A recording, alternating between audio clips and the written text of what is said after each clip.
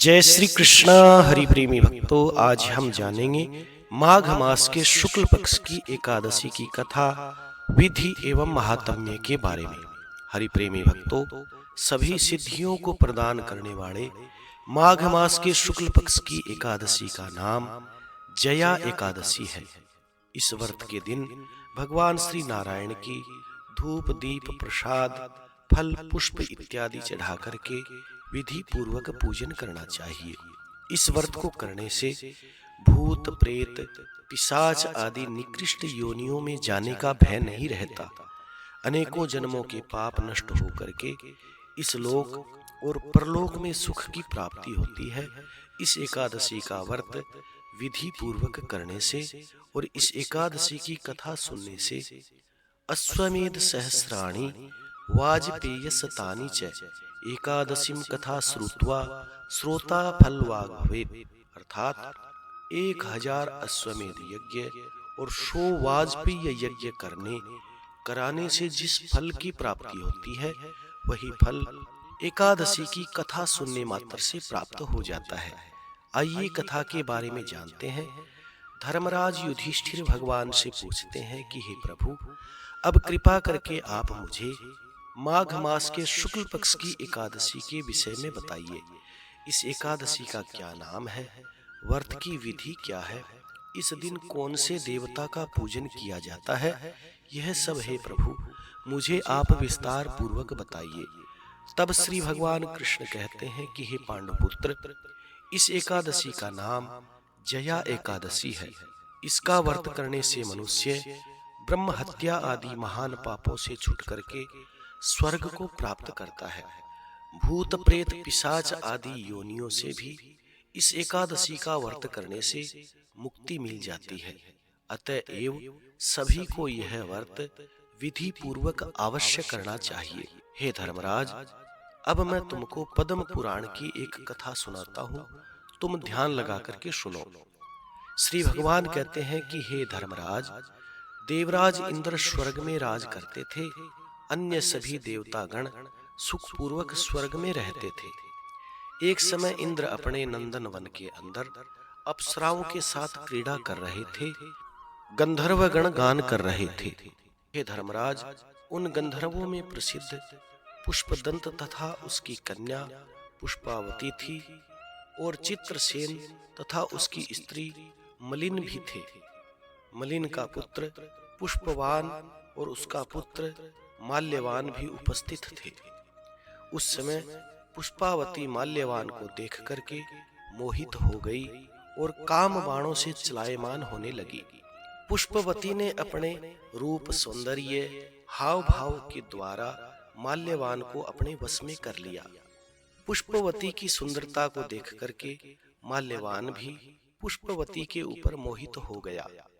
ये दोनों कामदेव के वश में हो गए थे, परंतु इंद्र के बुलाने पर नृत्य और गायन के लिए उन्हें आना ही पड़ा। उन्होंने अप्सराओं के साथ गाना शुरू किया, परंतु कामदेव के वश के प्रभाव के कारण उनका मन नहीं लगा, अशुद्ध गायन करने लगे। श्री भगवान कहते हैं कि हे धर्मराज, इनकी भाव भंगिमाओं को देख करके इंद्र ने इनके प्रेम को समझ लिया और इसमें इंद्र ने अपना अपमान समझ करके इन दोनों को श्राप दे दिया। इंद्र ने कहा कि तुम दोनों मृत्यु लोक में जाकर के पिशाच का रूप धारण करो और अपने कर्मों का फल भोगो।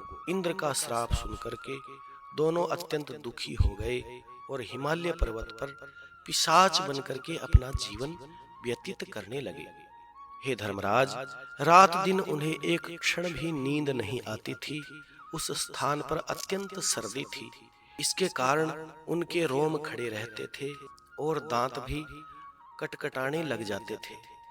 एक दिन पिशाच ने अपनी स्त्री से कहा कि नहीं पता हमने पिछले जन्म में ऐसे कौन से पाप किए हैं जिससे हमें इतनी दुखदाई यह पिशाच की योनि प्राप्त हुई।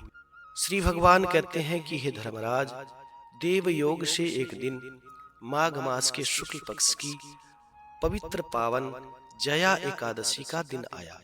उस दिन दोनों ने कुछ भी भोजन नहीं किया, न कोई पाप कर्म किया।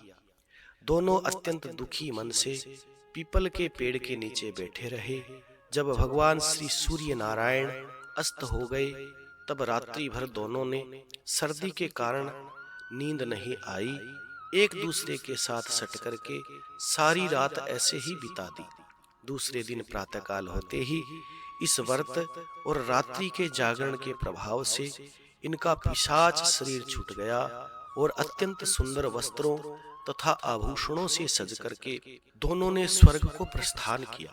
उस समय आकाश में देवतागण तथा गंधर्व उनकी स्तुति करने लगे, पुष्पों की वर्षा करने लगे।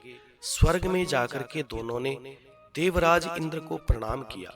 श्री भगवान कहते हैं कि हे धर्मराज, देवराज इंद्र ने उनको अपने पुराने स्वरूप में देख करके अत्यंत चकित होकर के पूछा कि तुमने अपनी पिशाच योनि से किस प्रकार से छुटकारा पाया, सब हाल मेरे को बताओ। यह सुनकर के माल्यवान कहते हैं कि हे देवराज इंद्र, भगवान श्री नारायण की कृपा और पुण्यदायिनी जया एकादशी के व्रत के प्रभाव से हमारी पिशाच की योनि छूटी है।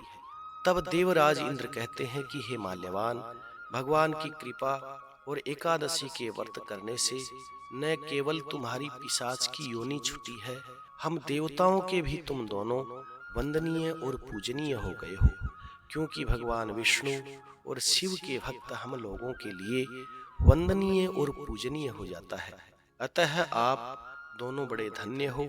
अब आप पुष्पावती के साथ जाकर के स्वर्ग के नंदन वन के अंदर सुख पूर्वक रहो और विहार करो। श्री भगवान कहते हैं कि हे धर्मराज, इस जया एकादशी के पुण्य के प्रभाव से पूरी योनि भी छूट जाती है।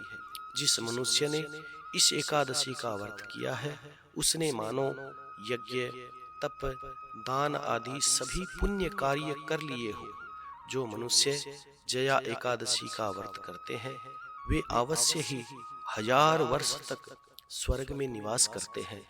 इस कथा को सुनने से भी अनंत यज्ञ के फल की प्राप्ति होती है।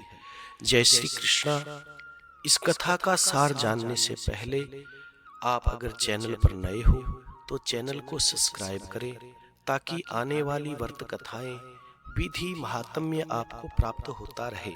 इस कथा का सार यह है कि संगीत एक साधना है, उत्तम विद्या है, इसमें पवित्रता अत्यंत आवश्यक है।